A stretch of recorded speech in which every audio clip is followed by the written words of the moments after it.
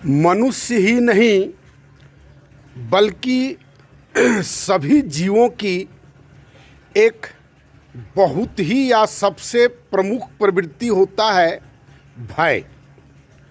और उस भय का यूज़ करके, उपयोग करके लोगों ने देवी देवता और अल्टीमेटली ईश्वर की संकल्पना किया, या कह सकते हैं कि ईश्वर ने लोगों को बनाया। तो ईश्वर ने भी अगर मनुष्यों को बनाया या मनुष्यों ने ईश्वर को बनाया, तो दोनों के बीच में भय यथास्थिति बनी रही। वो भय से मुक्त करने का किसी ने उपाय नहीं किया। न ईश्वर ने मनुष्य को भय से मुक्त किया और न मनुष्यों ने समझा कि हम भय से मुक्त हो जाए। और उस भय के बाद लोगों ने एक ईश्वर नहीं बल्कि बहुत सारा ईश्वर बनाया, और उस ईश्वर के पीछे एक जमात बन गया।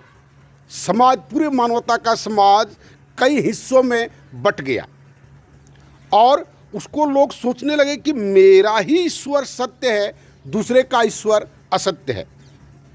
और ये ईगो के चलते आप अक्सर देखे होंगे जो समाज का जो पतन हुआ, इसी के कारण हुआ। अक्सर आप लोगों को कहते हुए सुनते होंगे कि हम भगवान से डरते हैं, किसी से नहीं डरते हम। जबकि डरना चाहिए था समाज से, डरना चाहिए था इसकी भौतिक स्थिति से, डरना चाहिए था ये समाज शरीर के संरक्षण का जो उपाय हैं, जो मार्ग हैं, उन लोगों से डरना चाहिए था। क्योंकि शरीर ही तो हमको ईश्वर की साधना में व्यस्त करता है। बिना शरीर का हम ईश्वर हमको बनाया है, चाहे हम ईश्वर को बनाए हैं, बिना शरीर का ये कंसेप्ट आ ही नहीं सकता है। और उस शरीर के रक्षण के लिए समाज व्यक्तिगत रूप से कभी संभव था।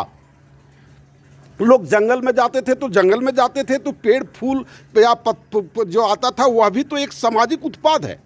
समाज कहने का मतलब केवल व्यक्ति या जानवर ही नहीं होता है। समाज का मतलब उसका जैविक और अजैविक जितना चीज़ है, सब समाज है।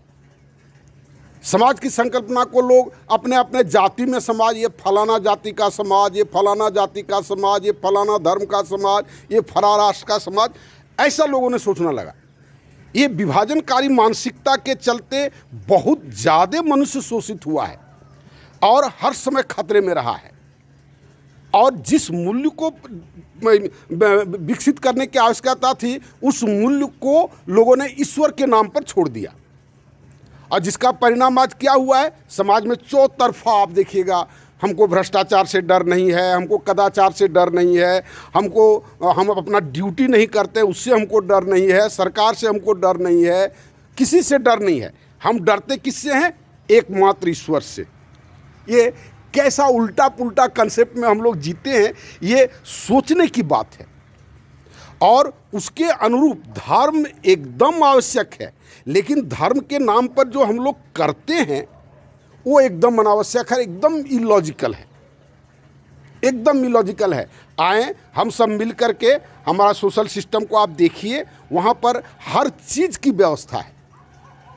और एक बात और के उदाहरण हम आपको बताते हैं कि मैं कई आदमियों से मिला, कई लोगों ने कहा कि हाँ चलिए आपका काम बहुत अच्छा है, हम आपको सहयोग करेंगे, आर्थिक सहयोग न भी कर सकें लेकिन बाकी और सब सहयोग करेंगे। बाद में जब काम धीरे धीरे बढ़ने लगा तो कहे कि सर हम तो अब दूसरे मार्ग पर चले गए।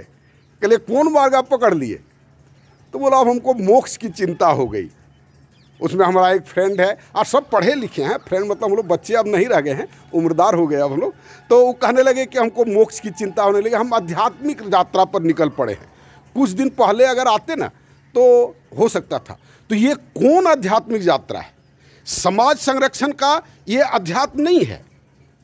ये सब आदमी जो बोलते हैं ये क्या समाज का संरक्षण, व्यक्तियों का संरक्षण, पर्यावरण का संरक्षण, ये क्या अध्यात्म नहीं है? पुनर्मूल्यांकन करें, फिर से सोचें, और मेरे साथ आप जुटें, मेरा प्रोग्राम को आप देखें, और इस काम को जितना जल्दी हो उतना जल्दी शुरू करने का प्रयास करें। धन्यवाद।